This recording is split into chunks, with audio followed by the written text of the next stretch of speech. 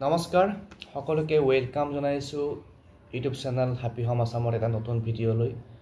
আশা কৰিছো সকলোৱে ভালে আছে মোৰ যিবিলাক ভিডিঅ' মই আপলোড দি আছো তাতে এটা কমন প্ৰশ্ন আহি আছে যে দাদা ৰিজাল্ট কেতিয়া দিব ৰিজাল্ট বুলি কতে আমাৰ যি টেট কাম ৰিক্ৰুটমেন্ট টেষ্ট হৈ গৈছিল যোৱা জানুৱাৰী মাহত সেই টেট কাম ৰিক্ৰুটমেন্ট টেষ্টৰ ৰিজাল্টৰ কথা কোৱা হৈছে আৰু যেহেতু আমাৰ মাননীয় মুখ্যমন্ত্ৰী মহোদয়ে আজিৰ পৰা এমাহমান আগতে ফেসবুক লাইভ যোগে উল্লেখ কৰিছিল যে জিটি পিজিটি ৰিজাল্ট মে মাহৰ প্ৰথম সপ্তাহত ঘোষণা কৰা কথা কিন্তু যেহেতু আমাৰ অসমত পঞ্চায়ত নিৰ্বাচনৰ প্ৰক্ৰিয়া আৰম্ভ হৈছিল আৰু 2 মেত প্ৰথম পৰ্যায়ৰ নিৰ্বাচন হ'ল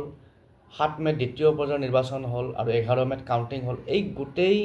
দিনকেইটাত অৰ্থাৎ মে মাহৰ আৰম্ভণিৰ পৰাই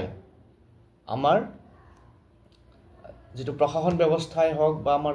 সৰকাৰি বিষয়া কৰ্মচাৰী গোটেইখিনি আমাৰ যি পঞ্চায়ত নিৰ্বাচন বা নিৰ্বাচনী প্ৰক্ৰিয়াৰ লগত জড়িত আছিল বা জড়িত থাকিবলগীয়া হৈছিল আমাৰ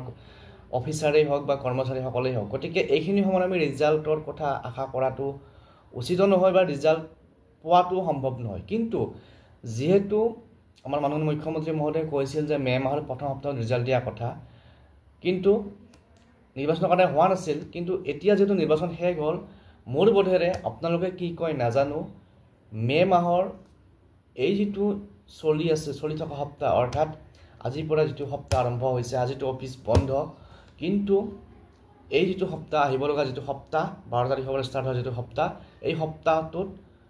টেট কাম ৰিক্ৰুটমেন্ট টেষ্টৰ ৰিজাল্ট দিয়াৰ সম্ভাৱনা পুৰা আছে কাৰণ কিয় মে মাহৰ ফাৰ্স্ট উইকত নহল আৰু ফাৰ্স্ট উইকত যেতিয়া নহল গতিকে এইখিনি সময় যেহেতু এতিয়া পঞ্চায়ত নিৰ্বাচনৰ পৰা সকলোবিলাক আজৰি হৈছে তো এইখিনি সময় দিয়াৰ সম্পূৰ্ণ সম্ভাৱনা আছে আৰু আমি ইন জেনাৰেল দেখো যে মাননীয় মুখ্যমন্ত্ৰী মহোদয় যেতিয়া কিবা এটা কথা কয় সেই কথাটো এক্সাক্ট ডেটত ৰূপায়িত নহলেও খুব শৰ্টলি এইটো মানে ইমপ্লিমেন্টেশন হয় বিশেষকৈ আমি যেতিয়া মেট্ৰিকৰ ৰিজাল্টেই হওক বা হাই সেকেন্ডাৰী ৰিজাল্টেই হওক তো তেনেকুৱা ক্ষেত্ৰতে আমি দেখিবলৈ পাইছো গতিকে মোৰ বোধেৰে অহা 12 তাৰিখৰ পৰা 20 তাৰিখৰ ভিতৰত এইখিনি সময়ছোৱাত টেট কাম ৰিক্ৰুটমেন্ট টেষ্টৰ ৰিজাল্ট দিয়াৰ সম্পূৰ্ণ সম্ভাৱনা আছে আপোনালোকে কি কয় কমেন্ট কৰি জনাব আপোনালোকৰ মতে ৰিজাল্ট কেতিয়া দিব আৰু যিসকলে পৰীক্ষাটো দিছে তেওঁলোকলৈ শুভেচ্ছা জনাইছো আৰু আশা কৰিছো সকলোৰে ৰিজাল্ট ভাল হ'ব আৰু সকলোৱে চাকৰি পাব